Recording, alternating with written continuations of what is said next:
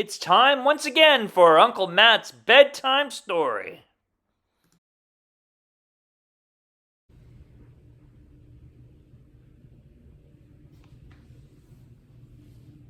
Hi there, it's Uncle Matt, and I'm here to read you another bedtime story in a quiet place. Yes, my place gets a little busy, and that's not the only reason why I'm reading from this location.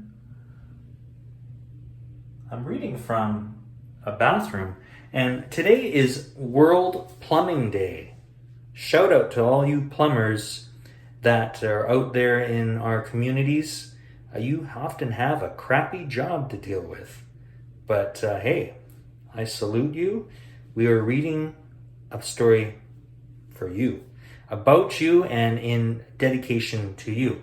So, this story today is called The Little Boy Who Lived Down the Drain. Yes, by Carolyn, Huizinga Mills, and Brooke, Kerrigan. Might as well get a little comfortable here as I read in the throne room. The Little Boy Who Lived Down the Drain. Alright, let's try from here. That might be okay.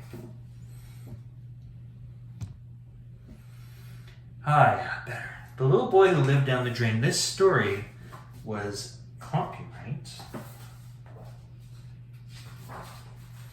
It feels like a new book. Well, it's a new book here, but it's copyright in 2017. Here we go. Are you ready? Okay.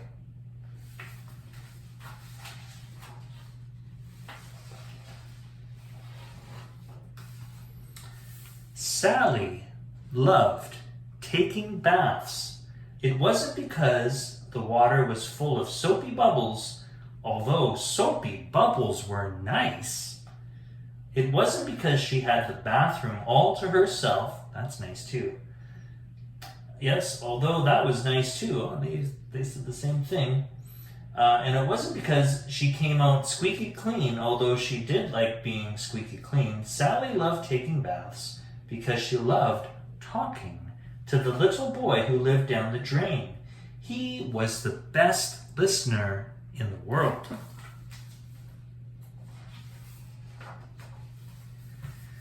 She discovered him one day after hearing her mother singing to her bawling little brother. "Ba, ba, black sheep, have you any wool? Yes, sir, 3 bags full, 1 for my master, 1 for the dame, 1 for the little boy who lives down the drain." Down the drain? How exciting. Sally didn't know anybody else who lived down a drain. There were so many things she wanted to know. Where was the rest of his family? Was he stuck there? What was he doing with that big bag of wool? Sally wants to know. The next time Sally had a bath, she also had a plan. She waited until the end of her bath after all the water had emptied out, and then she leaned over the drain and shouted, "Hello! Can you hear me?" She waited and waited, but there was no answer. She shouted again, a little louder this time. "Hello down there!"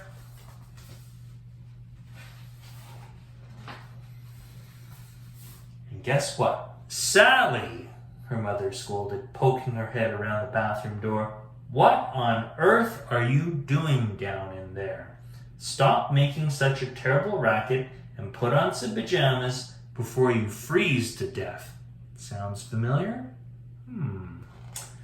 Reluctantly, Sally got ready for bed, but she didn't forget about the little boy who lives down the drain.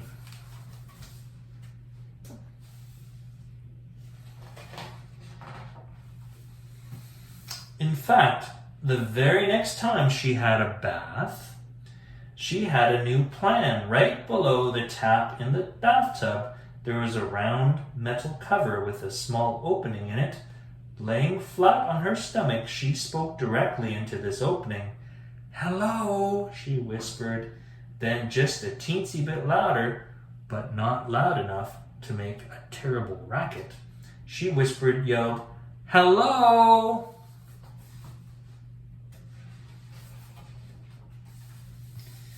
Her voice echoed,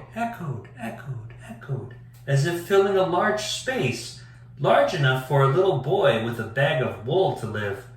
"Hello, little boy, my name is Sally. Are you all by yourself down there?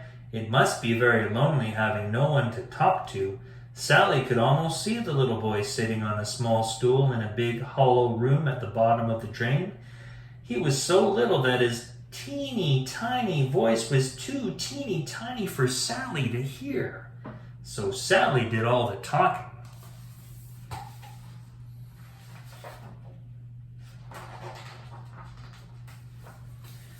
She talked about anything and everything that came into her head, from Brussels sprouts to brain freezes, but she talked mostly about her family. She grumbled about how her brother cried all the time and how her sisters never let her play with them because she wasn't big enough. And how her parents didn't pay attention to her because they were always too busy. "No one in my family listens," she complained. "You have no idea how annoying it is. My brother wailing whenever I try to talk, my sisters slamming their door in my face, my mom and dad saying, 'Not right now, not right now.' It's awful."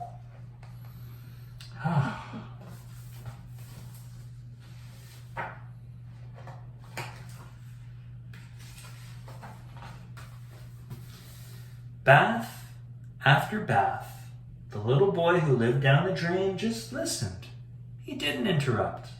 He didn't argue with her. He didn't laugh at her. He let her talk and talk and talk.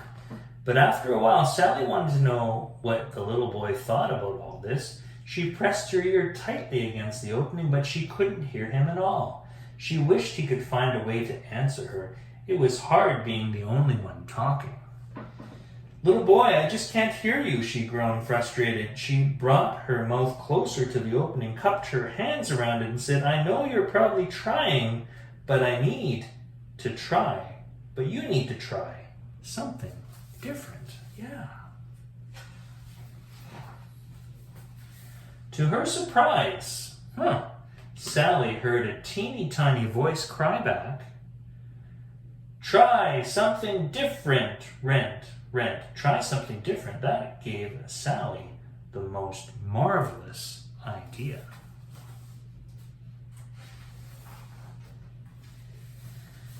The next time her brother cried all through breakfast and no one could hear anything she said, she stopped talking and shared a piece of toast with him. He was quiet for 44 seconds in a row. When her sisters refused to let her play dress up with them, she took out her 258-piece set of sidewalk chalk and invited them to draw with her. Together, they made very colorful creations.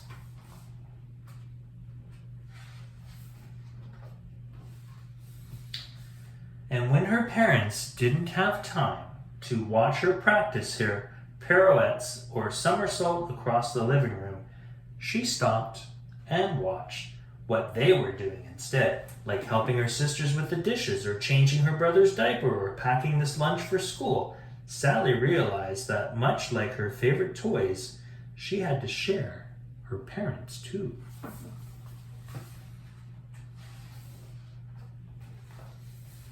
Then, one morning, as she made funny faces at her baby brother, he stopped crying and actually smiled at her. One afternoon, without being forced by anyone, her sisters asked her to build a fort with them, and then even laughed at her jokes.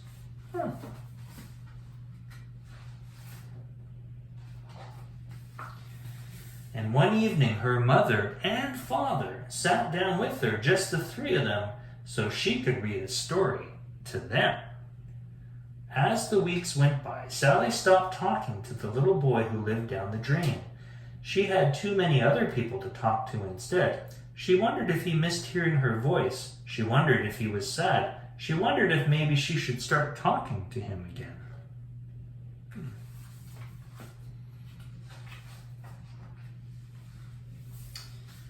A few nights later, while she was getting ready for bed, she heard her mother singing a familiar song. Ba, ba, black sheep, have you any wool? Yes, sir, yes, sir. 3 bags full, 1 for the master, 1 for the dame, and 1 for the little boy.